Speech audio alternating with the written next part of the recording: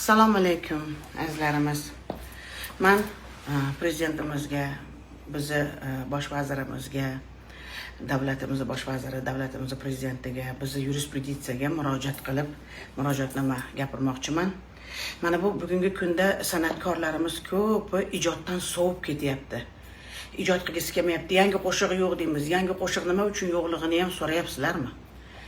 Butun hozir qarasang, haligi chirib ketgan, yo'g'ib ketgan, tarixlarda qolib ketgan shoirlarning qoni qarindoshlari, xotinlari, xotin bola chaqa mozordan uyg'ongan bobosi boshqasi uyg'onib kelib, meni o'g'lim yozuvdi, qizim yozuvdi, kuyovim yozuvdi deb haligi pulni olib yeb bo'lgan, bugun davo ochib ijod qilgani qo'ymayapti, ko'z ochirgani. Biz o'sha paytda eski tizimda biz Pantera degan joyda ishlardik, Tarona degan joyda ishlardik, nalog to'lardik, eslasalaringiz to'laganmiz. Butun avtorskiy prava o'shanda ham qilingan, hammasi to'langan. Nima uchun o'sha paytlarda o'sha dokumentlar bor-ku, o'sha shirkatlar bekilgani bilan kerakli joyda hali o'sha hujjatlar bor. O'sha hujjatlar ko'tarilib tekshirilsa bo'ladi-ku. Butun o'sha avtorskiy biz konsertdan ham to'g'ri tuzgin nima deydi, tuzroq pul ham olmas edik-da. Haligi qulog'imiz tinchroq tursa bo'ldi, haligi bizga tegmasa bo'ldi deb. Avtorskiy prava u yoqda tursin. Biz shunaqa joylardan yashab kelib, bugun omon-omon zamonda ijod qilishni o'rniga ko'p san'atkorlarimiz sudma-sud yurtda. Hamish shoir palon yerda palonchi yozganimish, pismadonchi yerda yozganimish, da'vo ochdi, mana o'sha qo'shig'im pulni bergan yo'q, olib yeb hazm qilib bo'lgan ular. Buni hammasini tagini so'rab surishtirish kerak. Qonun qachon chiqdi? Mana shu 2016 mi, 2020 mi, 2015 mi qachon chiqdi? Shu yildan boshlab tekshirilish kerak qo'shiqlar. Endi aql kiryapti. O'zimni yozgan qo'shig'imni shoir qancha da'vo qilib meni boshim og'ritdi. Endi men endi nima deydi, ovqatlarimiz, advokatlarimiz omon bo'lishsin. Nima deydi, o'shalar bilan anaqa qildik. Men aytmoqchi bo'lganim, o'yinchoq emas-ku, san'atkorni shashtini o'ldiryapsizlar. Ertaga unga nalog yozib, buyruq chiqarib, qo'rqitgani bilan ijod kelmaydi. San'atdan hammani ko'ngli sovutyapmiz va qonun to'g'ri ishlash kerak. Biz o'zini paytda nalogini to'ladik, qo'shiqchilarni hamma qo'shiqlarni yozgan, o'zim yozaman. Ko'p shu anaqalarda olingan qo'shiqlarni she'rlariga, kuylariga, aranjirovkalariga puli to'langan. Nima uchun buni tekshirmasdan bugun kimga xolasa da'vo ochyapti? Oldin masalan Pantera, Tarona qarardi qo'shiqlarda anaqasiga ham, avtorstvasiga ham. O'shalar bilan gaplash kerak. Bugun indamasdan san'atkorlar bilan shoirlarning qatdan buncha tili chiqyapti. Shoirlarni o'zini she'rini tekshirsang, bir-biridan o'g'irlab yotibdi. Buyuk shoir. Ana o'sha shoirlar bugun da'vo ochayotgan shoirlarni vatan haqidagi yozgan bironta normalniy qo'shig'i bormikin? So'rangchi. Vatan uchun jonini kuydirib yozgan narsasi bormikin? Yo'q. Faqat tijoriy hamma yo'lda buzgan shoirlardan chiqyapti bu narsalar. O'zi buyuk shoirlar mana o'lib ketdi ko'pi. Mana Iqbol Mirzo, Mahmud Toyir shuncha go'zal narsa yozadi. Pulam bormi deb qo'yadi hozir qo'l qo'ydirib bir haligi haqqini to'lagani borsang. Bu haligi pul uchun emas, ijod manatdan keladi. Hamma yo'q tijoriy xanila qo'yib ketdi arzonchilik qilib. Menimcha bu qonun qoidalar to'g'ri ishlasa, eshikma-eshik yurgan shoirlarda ham avval eshikma-eshik yuradi bu shoirlar. Hamma hofiz sizga buni tasdiqlab beradi.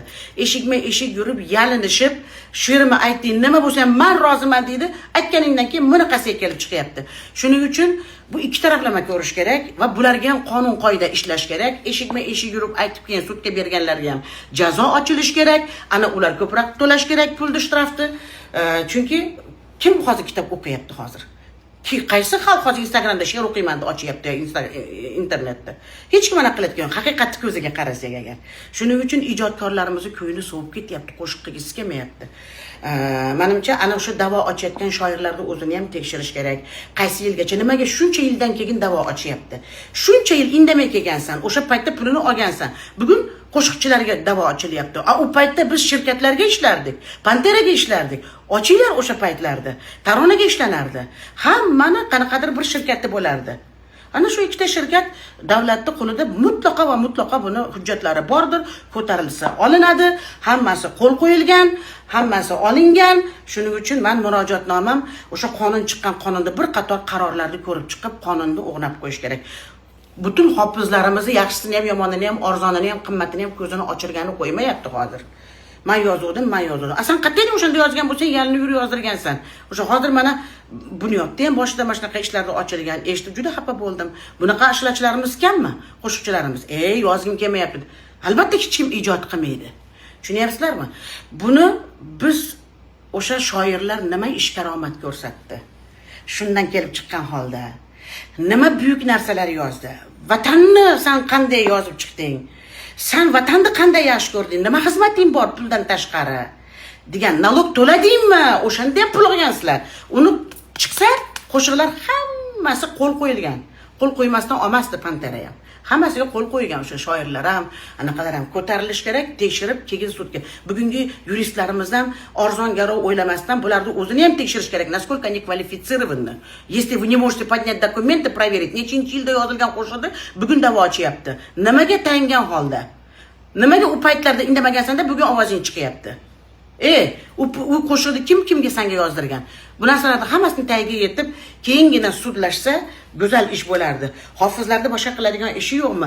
Har 3 oyda bayram, har 2 oyda bayram. Men bo'lmasam boshqasi bo'lsa boshqasi bayramlarga tayyorgarlik qilish kerak, konsertlarga tayyorgarlik qilish kerak, xalqning xizmatida bo'lish kerak, yo sudma-sud yursinmi?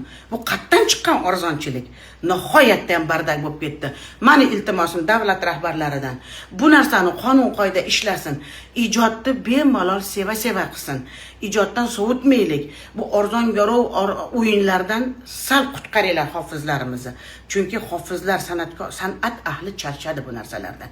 Kelayotgan odamni o'zini ham tekshirib kerak bo'lsa, o'ziga da'vo ochilib, davlat ham da'vo ochishga haqqi bor. Davlat ham da'vo ochib ana qilish kerak. Sistema ishlash kerak. Shundagina san'atkorlaringizni saqlab qola olasizlar. Chunki men o'zim bunaqa narsani yashaganim uchun bunaqalardan indamasam, mana nima deydim? Endi mayli otini aytmay kasal bo'lib yotibdi. Avval pulini berdik, boshqa qildik, mana sizga xayr dedik. Xotini kelib uyimizdan pul olib ketgan. U boshqasi, u xasta bo'lmamas boshqasini. Dadajon yozganlar ham, otini aytmasam ham biladi o'zi. Xotini kelib pul olib ketgan, ikkinchi xotini kelib pul olib ketdi. Keyin o'zi oxiri kasal bo'lib o'zi pul oldi. Ovozi o'chirib ketsak, endi qo'shiqlarim aytsin. Endi qo'shiqlarni tandirga qo'yib yondirdim kitoblarni. Qaytib eshigim tagiga ham kelmasin. She'ri ham o'zi ham qursin. Hamma yozgan she'rda qamas. Odamni olasi ichida ko'p shoirlarimiz juda ham arzon purushib ketgan ekan. Они неправду пишут. To'g'rini yozadigan shoirlarimiz ham qolmadi. Bu narsalar tekshirilish kerak degan umiddaman va men iltimos qilaman, qonun qoidalarimizni bir qator qarorlarimizni ko'rib chiqishimiz kerak va bu qaror qachondan ishga tushdi va qaysi yildan boshlab tekshirilish kerak qo'shiqlar. Biz bir paytlar shirkatlarga ishlagan qo'shiqlarga bugun da'vo ochishga hech kim haqqi yo'q. U paytda biz ham ishlaganmiz, ularga to'laganmiz, ham nalog, ham litsenziya, ham shirkatga ishlardik. Butun boshli konsertdan 2000 dan olardik o'sha paytda. Men ham muzikantlarga to'lashim kerak edi, ham kiyinishim kerak edi, ham boshqa qilishim kerak edi. Mana da'vo ochay bo'lmasam. Men kim ustidan da'vo ochay? Shuning uchun mana davlat ham da'vo ochib ko'p pulni olayotgan joyi yo'q, kerak bo'lsa ko'p joydan. Bu qonun qoidalarni ko'rib chiqinglar, iltimos. Men bir ustoz sifatida, bir san'atga ozgina mehnatim singigan sifatida aytyapman. Birovnikini eshitib ham asabim buzilyapti. Iltimos, bemalol ijod qilaylik, azizlarimiz. Sog' bo'lishsin ilohim. Men o'ylayman davlatimiz bu narsaga qaraydi. Rahmat katta oldindan.